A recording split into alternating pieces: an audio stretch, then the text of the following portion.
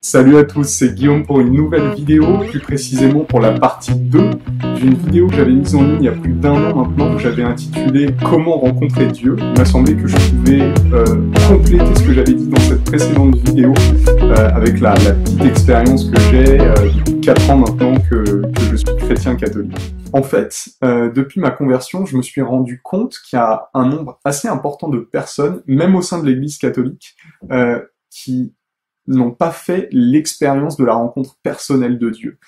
C'est cette expérience que j'ai faite il y a 5 ans maintenant, dont j'ai parlé dans ma toute première vidéo. Du coup, je me suis demandé pourquoi moi, qui suis vraiment un néophyte, un bébé, on pourrait dire, dans la foi, à côté de ces gens-là, pourquoi est-ce que moi j'ai fait cette expérience et pas eux finalement. Alors que le Christ dit à plusieurs passages dans la Bible que tout croyant, mais en fait tout homme de manière encore plus générale, est appelé à faire cette expérience-là. Et en fait je crois que j'ai trouvé une réponse en méditant les évangiles.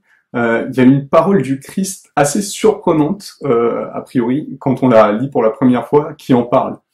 C'est quand le Christ dit ça. Depuis les jours de Jean le Baptiste jusqu'à présent, le royaume des cieux souffre violence, et des violents s'en emparent. Dans ce passage, ce dont le Christ parle, c'est pas une violence qui est dirigée contre les autres, mais en fait une violence qui est dirigée contre soi-même. C'est de la violence de la volonté dont il parle. En fait, ce que dit le Christ par ses paroles, c'est que ceux qui rencontrent Dieu sur la terre, ce sont ceux qui le désirent de toute leur force, en fait. Ceux qui s'en donnent les moyens en se faisant violence, dans le sens où ils ont compris que le seul qui puisse donner un sens à leur existence, c'est Dieu, et du coup ils décident de rejeter tout le reste pour gagner cet unique avantage qui est de rencontrer Dieu. En me repassant le film de ma vie, je me suis rendu compte qu'en fait, à ma manière, c'est ce que j'ai fait, moi aussi. Quand je croyais pas encore en Dieu, mais que j'avais commencé à lire la Bible pour me renseigner, c'était ma manière à moi de chercher Dieu de toutes mes forces. En même temps, j'usais des plaisirs du monde, clairement à fond, mais au fond de moi, j'en étais dégoûté en fait, parce que je voyais bien qu'il y avait un décalage immense entre le feu que je ressentais en moi, la soif de vivre, et ces désirs-là, ces plaisirs-là qui comblent pas vraiment une âme. Et c'est ça qui a permis à Dieu de se révéler à moi. Parce que tant qu'on a le cœur partagé entre Dieu et les désirs matériels, mondains, ça empêche Dieu d'agir dans notre vie. Il a besoin qu'on lui donne la préférence pour qu'il puisse se révéler à nous.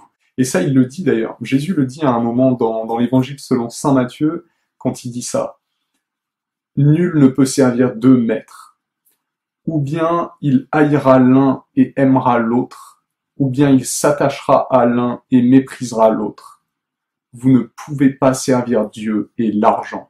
Ça veut dire que tant qu'on n'a pas rejeté les convoitises décevantes que le monde a à nous offrir, tant qu'on n'en est pas écœuré intérieurement, on ne peut pas rencontrer Dieu.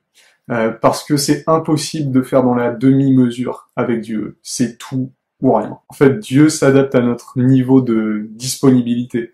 Parce qu'il peut pas forcer les choses, comme il respecte notre liberté. Tant qu'on se complaît dans ce que le monde a à nous offrir, dans le confort matériel, Dieu ne peut absolument rien faire pour nous. Parce que notre attitude revient en fait à un rejet de toute transcendance, de toute spiritualité. Un rejet de Dieu, tout simplement. J'ai voulu faire cette vidéo pour tous ceux qui sont prêts pour ça. Tous ceux qui, aujourd'hui, veulent de tout leur cœur vivre cette expérience, faire cette rencontre de Dieu. Tous ceux qui, aujourd'hui, sont capables de regarder leur vie et de reconnaître que, effectivement, elle n'a absolument aucun sens tant que Dieu n'y est pas présent. Parce que on peut retourner le problème dans tous les sens possibles et imaginables. Tant que Dieu n'est pas là, qu'il nous accorde pas la vie éternelle, rien n'a de sens. Parce que tout ce que nous sommes, tout ce que nous faisons est éphémère. Et tout est condamné à mort finalement. Et donc, tout est soumis à l'absurde. Voilà, on est en septembre 2018, c'est la rentrée, et une foule de perspectives se déploie devant vous. Sauf que non, en fait. Il n'y a pas une foule de perspectives devant vous. Il y a juste ce choix que je vous mets devant les yeux, qui consiste à soit continuer à vivre de cette vie absurde dont vivent tellement de gens aujourd'hui, dont j'ai vécu pendant les 18 premières années de ma vie, et qui consiste à vivre sous anesthésie, en fait, en se contentant des joies, des plaisirs éphémères que le monde vous offre, jusqu'à ce que l'heure de la mort arrive, soit dire stop, je peux pas vivre comme ça, je veux pas vivre comme un mouton, je refuse de me faire voler ma vie par le monde, je veux lui donner un sens, je veux rencontrer Dieu. Et ce que je suis en train de vous dire me fait étrangement penser à un passage d'un film bien connu. La matrice est un système, Néo. Et ce système est notre ennemi. Quand on est à l'intérieur, qu'est-ce qu'on voit partout? Des hommes d'affaires, des enseignants, des avocats, des charpentiers. C'est avec leur esprit qu'on communique pour essayer de les sauver. Mais en attendant, tous ces gens font quand même partie de ce système. Ce qui fait d'eux nos ennemis. Ce qu'il faut que tu comprennes, c'est que pour la plupart, ils ne sont pas prêts à se laisser débrancher. Bon nombre d'entre eux sont tellement inconscients et désespérément dépendants du système qu'ils vont jusqu'à se battre pour le protéger. Est-ce que tu m'écoutes, Néo? Ou est-ce que tu regardes cette femme en robe rouge? Regarde encore. Bang! Ne vous laissez pas surprendre par le jour de votre mort en ayant vécu toute votre vie comme un zombie. Sortez de la matrice, vous aussi. Il fait tellement meilleur dehors, franchement. Parce que on étouffe dans la matrice, sérieux. Il y a pas de place pour le bonheur dans cet endroit. Rencontrer Dieu, c'est un combat. Un combat contre tout ce qui, dans le monde, veut vous maintenir dans la matrice. Veut à tout prix vous empêcher de vous approcher de Dieu. Alors soyez forts pour pas vous laisser détourner de votre objectif. Et je vous laisse avec ces paroles d'encouragement du Christ. Entrez par la porte étroite. Elle est grande, la porte. Il est large, le chemin qui conduit à la perdition. Et ils sont nombreux ceux qui s'y engagent.